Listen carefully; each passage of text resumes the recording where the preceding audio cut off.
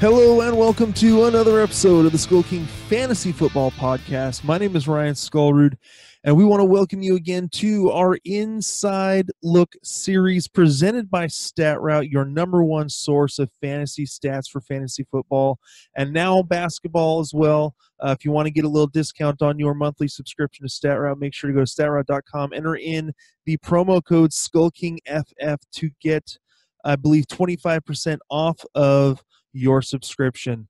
In this episode of the Inside Look series, we are actually talking with David Shumate. He is the voice of the Duke University Blue Devils, and we will be discussing the junior quarterback Daniel Jones and what he has been able to do in his career at Duke and some of the things that David has seen over the last couple of years. I hope you enjoy this show and get a little bit of a perspective on what Daniel may bring to the table, as he is one of the what many consider one of the top 5 quarterbacks in this draft. So again, hope you enjoy this episode, and here we go. All right, so our next interview that we are doing in our Inside Look series at these draft prospects for the NFL draft this year in 2019, we get to speak to the voice of the Duke Blue Devils, Mr. David Shumate. David, thank you for coming on the show today. For sure. Thanks for having me on. All right, so today we're talking about the junior quarterback, Daniel Jones, 6'5", 220 pounds, had a pretty decent year this year in 2018, about 2,600 passing yards, 22 TDs, 9 interceptions, 60% completion percentage, can run the ball. Can just kind of give me an overview from your perspective of what you saw out of Daniel this past year. Yeah, sure. For those that aren't as familiar with him, he's got the prototypical quarterback build, 6'5", 220. He's lean, but that means he's fast. He can certainly run. The running numbers this year were a little bit down from what he's done in past seasons, a little over 300 yards this season. He went for over 500 in his redshirt sophomore campaign and nearly 500 in his redshirt freshman season. The reason for that was he had a collarbone injury early in the year in Duke's second game against Northwestern, actually missed a couple of games, so that affected it. And then when they were bringing him back, obviously you're not going to do power read and that sort of stuff as he's working with that injury. So sometimes you can bury yourself in statistics and go in the wrong direction. But he's a guy who can really run, and he's incredibly accurate. The arm strength speaks for itself, how he can rifle it in on a sideline out or things like that. He's got all the tools. To me, that what separates him is his intellect and the way he thinks about the game. And I guess that shouldn't be shocking for someone who's worked with David Cutcliffe and the way he works with quarterbacks. Obviously, Peyton and Eli jump off the page, but a bunch of different guys have gone to the NFL, and the way he thinks about the game and the way he's learned to see the game, I think has been really impressive to see as he's grown over his few years here at Duke. Yeah, one of the comparisons. I mean, there's multiple things to talk about when it comes to Daniel Jones' game. You mentioned that he had missed a couple games this past year, and I saw a lot in his game tape. Watching game tape, there was a lot of the designed option read on the outside, even up the middle, like the power read and that sort of thing. Which his legs are, for a guy his size, are phenomenal. Just the amount of speed that he can get and get going, pulling away from defensive backs down the field. It is very impressive to watch him, a guy his size, be able to run as well as he does. Yeah, there's no question. I mean, and that's not – I don't want to get too carried away. He's definitely first and foremost a pocket passer. But because of the system that we run here at Duke, there's a little more of a running game to it, just the way the system is constructed. But yeah, he's got tremendous speed. I mean, the Carolina game in particular broke off 2 long runs, and as you said, was running away from guys in the secondary. Once he gets into the open field, he's really good. He's tough, and that's one of the things they've been working on with him this past year is not taking unnecessary hits, getting down, but before you take one of those shots. Obviously, at the next level, you definitely don't want to do that. But yeah, he's definitely got the ability to run. But first and foremost, what jumps off at you when you watch him in practice or you watch him in a game is just the arm strength and the accuracy. And when he gets in his zone, he's as good as anybody I've ever seen at the collegiate level in person. He just finds guys, and particularly in his redshirt junior season, has kind of learned the art of creating or taking his receiver into a big play, kind of leading them a little bit and turning what would be, 5-10 yard gain into a 20-25 yard gain, because he's able to read, see where the defenders are, and lead them in the right direction. kind of that next level stuff that I think you're looking for. Yeah, I mean, you mentioned the accuracy. I know that people get like you even said, getting bogged down in statistics. Well, 60% isn't a great completion percentage. When I'm looking at the tape, I'm honestly seeing a lot of dropped passes hitting receivers' hands that just, really would, his percentage probably should be up, close in the high 60s from what I saw. Yeah, no, that's certainly fair. And, in all honesty, there are different times this year where, and I think the coach would first to tell you that Duke had some protection problems. Some of that had to do with who they were facing. When you're going up against a team like Clemson, everybody had protection problems, including Alabama.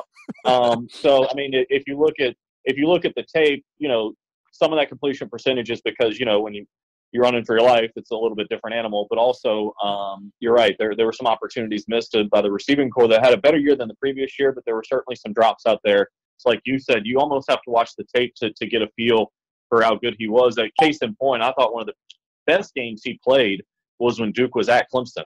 I mean, incredibly accurate, but the stats don't bear that out at all. But he was tough. He stood in there. He's kind of got that warrior mentality.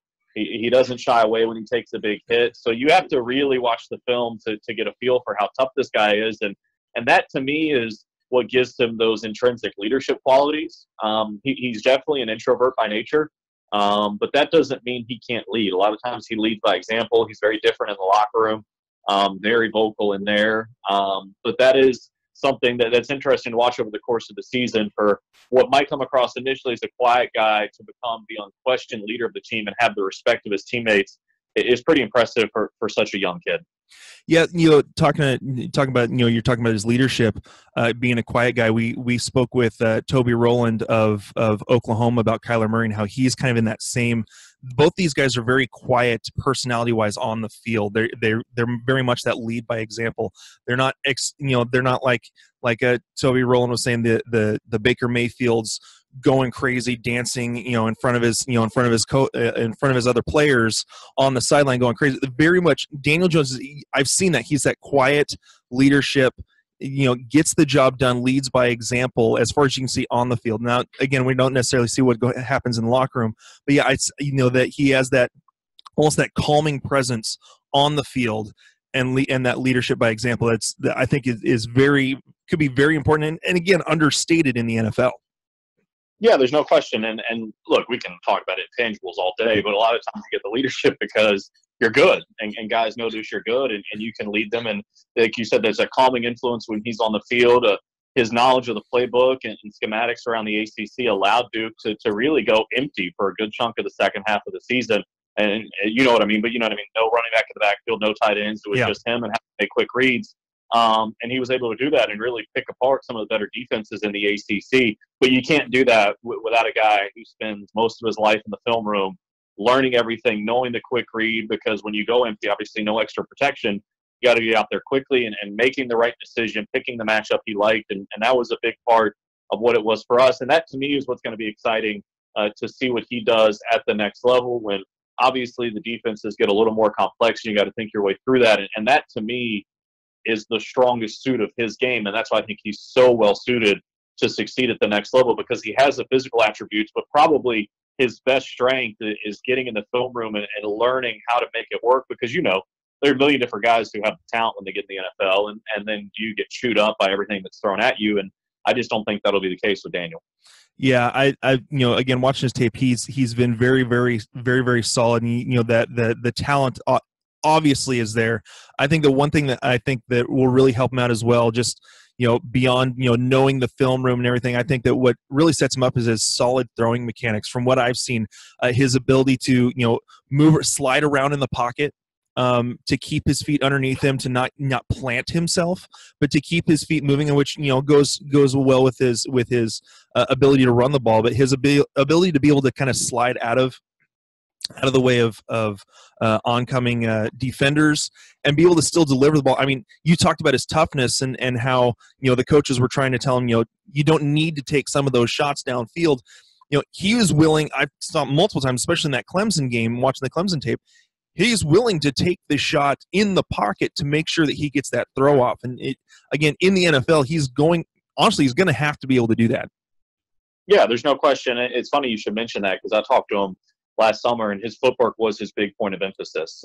Making sure, as you said, when he's off balance, just making sure his feet are solid underneath him so it doesn't affect his throwing motion, knowing he's going to get hit or something like that. And then the other point of emphasis, particularly for the coaching staff this season, I think he did a much better job of that. There's a temptation when you drop back in the pocket, when you feel pressure, to want to bail out and try to curve out of there, and working on stepping up in the pocket and getting, stepping into your protection versus wanting to peel out and run. And he did that a lot better. As you said, you take some hits when you do it that way, but it buys you the extra half second to be able to get the throw off. And that was a big piece of it. But yeah, I mean, there's no question at our level, at the next level, the willingness to take that shot and, not want to go, I don't know, turtle mode or whatever, and just kind of take the sack and want to lessen the hit. No, he's willing to stand there, make that throw, even if he knows he's going to get lit up right after. Yeah, and one last thing that I want to mention, that you talked about his big arm. He does have a cannon of an arm. His ability to get the ball out quickly, and then most of the misses that I saw when he was throwing the ball, they weren't short, especially when a receiver's going downfield. If he was going to miss, he was going to make sure that he missed long, and that only his wide receiver was going to have a chance to get to it. Yeah, no, I mean, that's incredibly fair. And actually, it's interesting because if you see the progression from his freshman year to his junior season, redshirt freshman to redshirt junior, that was the biggest difference, right? He always had the arm set or the arm skill, but you could see in his redshirt freshman season, sometimes people fall in love with their own talent and try to fit things into windows that maybe aren't there. And he had a lot of turnovers at the beginning of his career, which isn't shocking for a young guy. But as he got older, he learned where to miss. He learned to lead guys, and it's better to have an overthrow, as you said, an incompletion, than try to make the perfect throw into double coverage and end up with a pick. And that was kind of the biggest difference, and as particularly when you're talking about shots down the field and him, that he wasn't trying to overdo it just because he knew he had the arm strength to get it there. Why take a 50-50 chance when you can skew the odds in your favor, and worst case scenarios an incomplete pass? And that's that mental part of the game that I was talking about. Yeah, well, it's definitely going to be fun seeing where he goes. Watching the mock drafts, and how they always change with some of the teams that are very desperate for a quarterback right now. I will be very interested to see where Daniel Jones goes and the kind of the system that he gets put in. Can't wait to see what he's able to do in the NFL. Again, David, I want to thank you for taking the time, giving a little bit of your time to talk about Daniel. It's always fun to be able to talk with people who have had a really close eye on these prospects. And again, thank you for giving your time, and we really appreciate it. For sure. Appreciate you having me on. All right. Thank you so much. Hey, SkullKing Nation. Thank you for listening to the SkullKing Football Podcast. Did you like this episode? If so, be sure to go to iTunes, Stitcher, Google Play, and YouTube to subscribe. Also, please leave us a rating and reviews to let us know how we can better help you rule your leagues.